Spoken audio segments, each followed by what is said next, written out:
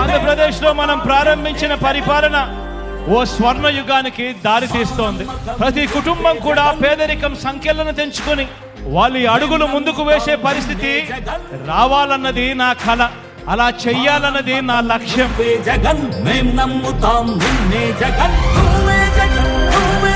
ప్రతి ఒక్క ఇంటి నుంచి క్వాలిటీ చదువులు, గొప్ప చదువులు, అంతర్జాతీయ స్థాయి చదువులు చదివేలా ప్రతి పేద పిల్లాడికి కూడా అవకాశం కల్పించటం, ఆ పేద పిల్లల బ్రతుకులు మార్చాలన్నది నా కల.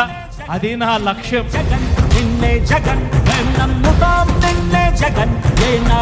ప్రతి అక్క చెల్లెమ్మ తన కాళ్ళ మీద తాను నిలబడేట్టుగా ఆ అక్క చెల్లెమ్మ ముఖాన ఎప్పుడు చిరునవ్వులే ఉండాలన్నది నా కల.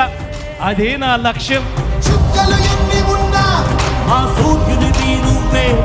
ఏ ఒక్క రైతన్నా కూడా వ్యవసాయం వల్ల నష్టపోయాననే చెప్పే పరిస్థితి రాకూడదు.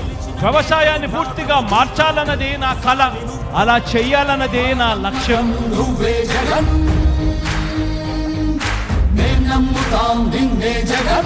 ఇక ఏ ఎస్సీ, ఇక ఏ ఎస్టీ, ఇక ఏ బీసీ, ఇక ఏ మైనారిటీ పేదరికం వల్ల ఎదగలేకపోయాడు అనే పరిస్థితి ఉండకూడదు. అలా చేయగలిగితేనే వారి ప్రపంచం మారుతుంది. అలా మార్చాలన్నది మీ బిడ్డ కళ, మీ బిడ్డ సంకల్పం.